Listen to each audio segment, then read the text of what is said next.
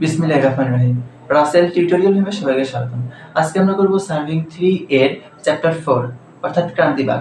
বেশি কথা না বলে আমরা শুধু বেসিকটা নিয়ে আলোচনা করব। এই বেসিকটা যদি তোমরা ভালো করে করো ইনশাআল্লাহ তোমরা সব ম্যাথ পেরে যাবে। এবং পরীক্ষার যেহেতু আর বেশি দিন সময় নেই, পরীক্ষার আগে যদি তোমরা আমার ক্লাসগুলো করো অর্থাৎ 7 অধ্যায় পর্যন্ত আমি তোমাদের ক্লাস দেব, বেসিকের ক্লাস। এগুলো ভালো করে বুঝলে ইনশাআল্লাহ তোমার পরীক্ষায় ভালো পারফরম্যান্স করতে পারবে।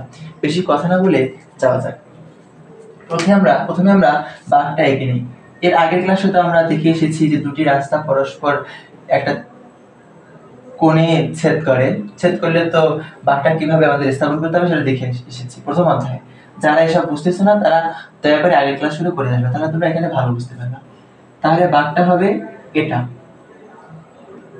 এবং এই বাঁকটা একটা বৃত্তের অংশ। তাহলে বৃত্তের ব্যাসার্ধ হচ্ছে আর ধরে নিলাম।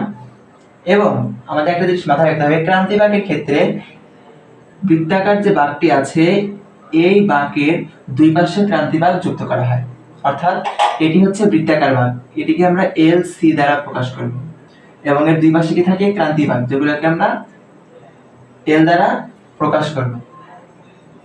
এখন এই যে এই বিন্দু এবং এই বিন্দুর সাথে যদি কেন্দ্র আমরা যোগ করি, বৃত্তের যে কেন্দ্র আছে এই কেন্দ্র যোগ করলে আমরা দেখতে পাচ্ছি এখানে একটি কোণ এবং এখানে একটি কোণ উৎপন্ন করছে।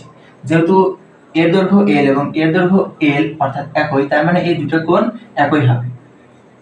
এবং এই পুরো কোণটা হচ্ছে ডেল, এই পুরো কোণ হচ্ছে ডেল।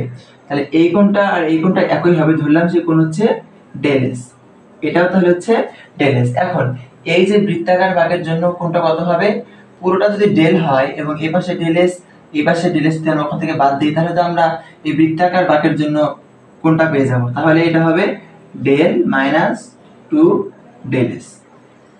আশা করি বুঝতে পেরেছো।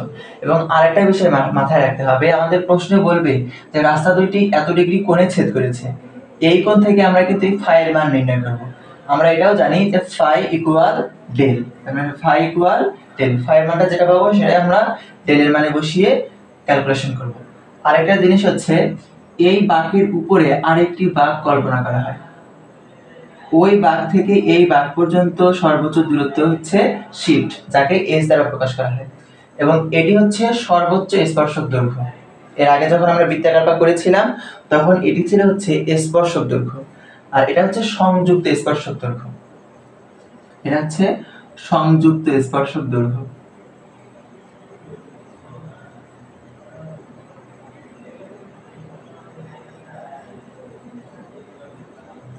মোটামুটি চিত্র আমাদের এতটুকু বুঝতে হবে। এখন আমরা গাণিতিক সমস্যা সমাধান করার জন্য কিছু সূত্র ধারাবাহিকভাবে আমাদের ফেলে উত্তর নিয়ে আসতে হবে, সেগুলো আমরা এখন দেখব।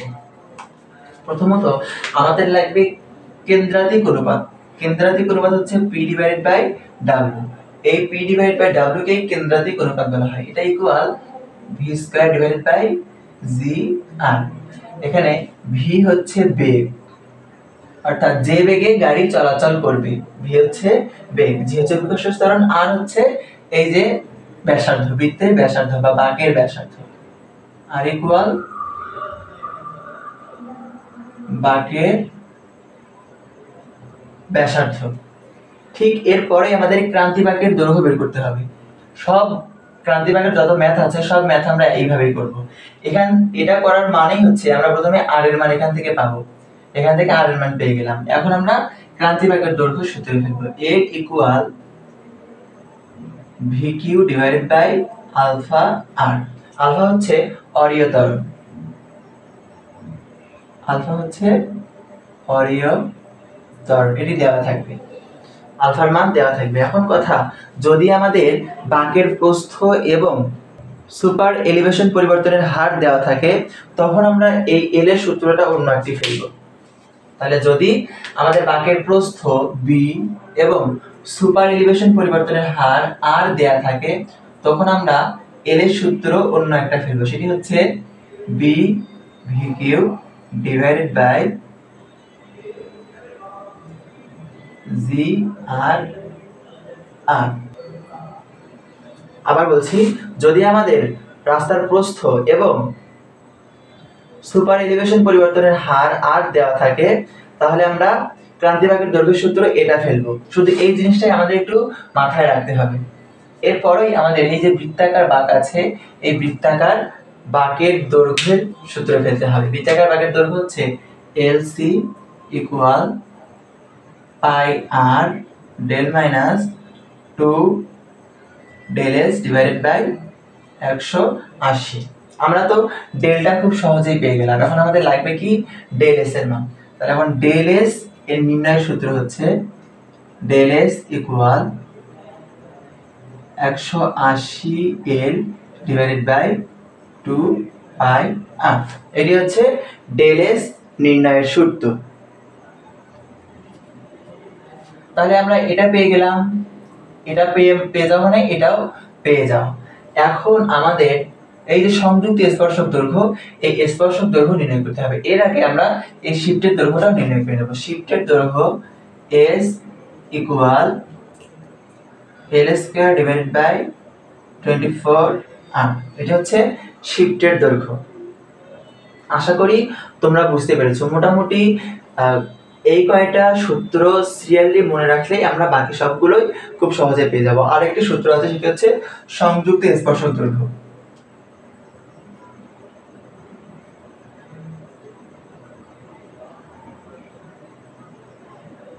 সংযুক্ত স্পর্শক দৈর্ঘ্য সূত্র হচ্ছে R plus S tan del by 2 plus L divided by 2। মোটামুটি আমাদের সবগুলো সূত্রই শেষ। এই সূত্রগুলো মুখস্থ করার পর তোমরা কি কি করবা সেই জিনিসটা আমি একটু বুঝিয়ে দিচ্ছি, জাস্ট তোমরা ভালো করে মনোযোগ দিয়ে দেখলেই বুঝতে পারবা। যেটা করব সেটা হচ্ছে আমাদের এই যে এই বিন্দুর চেইনেস গুলো প্রশ্নে বের করতে বলতে পারে। এই বিন্দুর চেইনেস অর্থাৎ প্রথম স্পর্শক বিন্দুর চেইনেস, শেষ স্পর্শক বিন্দুর চেইনেস, প্রথম স্পর্শক বিন্দুর আরএল বা শেষ স্পর্শক বিন্দুর আরএল। তারপর বলতে পারে বৃত্তাকার বাঁকের প্রথম স্পর্শক বিন্দুর চেইনেস বা বৃত্তাকার বাঁকের শেষ স্পর্শক বিন্দুর চেইনেস। এখন এগুলো আমরা কিভাবে নির্ণয় করব সেই ব্যাপারটাই তোমাদের একটু আলোচনা করে দিচ্ছি, তোমরা একটু প্র্যাকটিস করলেই পেয়ে যাবে। তাহলে আমাদের এই যে ছেদবিন্দুর চেইনেস দেয়া থাকবে, এই মানটা আমরা জানি। এখন আমাদের বলবে যে প্রথম স্পর্শক বিন্দুর চেইনেস বের করো। তাহলে এই চেইনেসের থেকে আমরা যদি এই যে দৈর্ঘ্য অর্থাৎ সংযুক্ত স্পর্শক দৈর্ঘ্যের মানটা বাদ দেই, তাহলে তো আমরা এই বিন্দুর চেইনেস পেয়ে যাব। তাহলে এই বিন্দুর চেইনেস পেয়ে গেলাম। এখন যদি আমাদের বলে বৃত্তাকার বাঁকের প্রথম স্পর্শক বিন্দুর চেইনেস বের করো বা বৃত্তাকার বাঁকের প্রথম বিন্দুর চেইনেস বের করো, তখন আমরা কি করব, এখানে আমরা যে মানটা পেলাম ওর সাথে এই যে ক্রান্তি বাঁকের দৈর্ঘ্য এর এটি যোগ করে দেব। তাহলে আমরা এই বিন্দুর চেইনেস পেয়ে যাব। এখন যদি বলে যে এই বিন্দুর চেইনেস বের করো, তখন আমরা কি করব, এই মানের সাথে এই যে বৃত্তাকার বাঁকের দৈর্ঘ্য LC এটা যোগ করে দেব। তাহলে আমরা এই বিন্দুর চেইনেস পেলাম। এখন যদি বলে যে শেষ স্পর্শক বিন্দুর চেইনেস বের করো, তখন কি করব, এই মানের সাথে আবার ক্রান্তি বাঁকের দৈর্ঘ্য L যোগ করে দেব। তাহলেই মোটামুটি আমাদের গাণিতিক সমস্যার সমাধান হয়ে যাবে। আশা করি তোমরা বুঝতে পেরেছো। এবং তোমাদের এই ক্লাসটা যদি ভালো লেগে থাকে দ্রুত তোমাদের আশেপাশের বন্ধুদের কাছে শেয়ার করো, কারণ পরীক্ষার আর বেশি সময় নেই। সবাই ভালো থাকো, সুস্থ থাকো, খোদা হাফেজ।